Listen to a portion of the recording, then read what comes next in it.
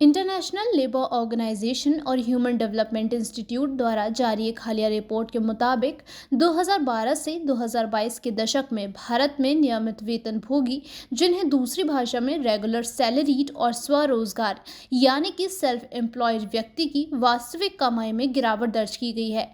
India employment report 2024 में यह कहा गया है कि नियमित वेतनभोगी और स्वरोजगार वाले लोगों की औसत मासिक वास्तविक कमाई या तो घट गई है या फिर स्थिर बनी हुई है। वास्तविक कमाई इन्फ्लेशन एडजस्टेड आंकड़ा है। वहीं रिपोर्ट में भारत सरकार के स्रोतों से हासिल किए गए डाटा का इस्तेमाल किया गया है। रिपोर्ट का अनुमान है कि नियमित वेतनभोगी श्रमिकों की औसत मासिक वास्तविक कमाई सालाना 1.2% से घटकर 2012 में 12,100 रुपये से 2019 में 11,155 रुपये और 2022 तक 0.7% घटकर 10,925 रुपये हो गई है। यही हाल अब स्वरोजगार वाले भारतीयों के लिए भी दिखाई दे रहा है, जिसमें नौकरी करने वाले लोगों का एक महत्वपूर्ण हिस्सा है। रिपोर्ट में कहा गया है कि स्वरोजगार व्यक्तियों की औसत वास्तविक कमाई में सालाना 0.8% की गिरावट आई है, जो 2019 में 7,017 रुपये से बढ़कर 2022 में 6,843 रुपये हो गई है।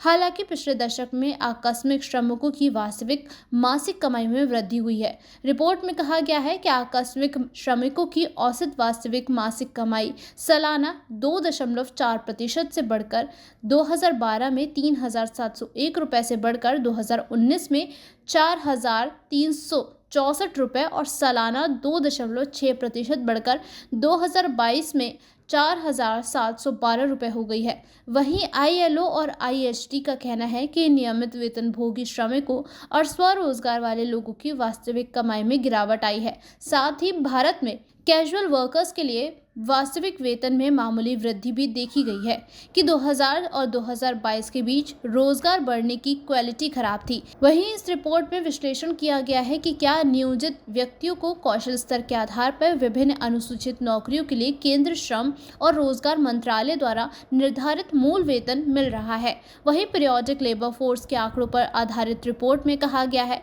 कि 2022 के सर्वे के मुताबिक अखिल भारतीय स्तर पर 40.8% नियमित श्रमिकों और 51.9% आकस्मिक श्रमिकों को कृषि क्षेत्र में अकुशल श्रमिकों के लिए निर्धारित एवरेज दैनिक न्यूनतम वेतन नहीं मिलता है। वहीं रिपोर्ट में यह भी कहा गया है कि निर्माण क्षेत्र में लगे श्रमिकों में से 39.3% नियमित श्रमिकों और 69.5% आकस्मिक श्रमिकों को क्षेत्र में अकुशल श्रमिकों के लिए निर्धारित औसत दैनिक न्यूनतम वेतन नहीं मिलता है।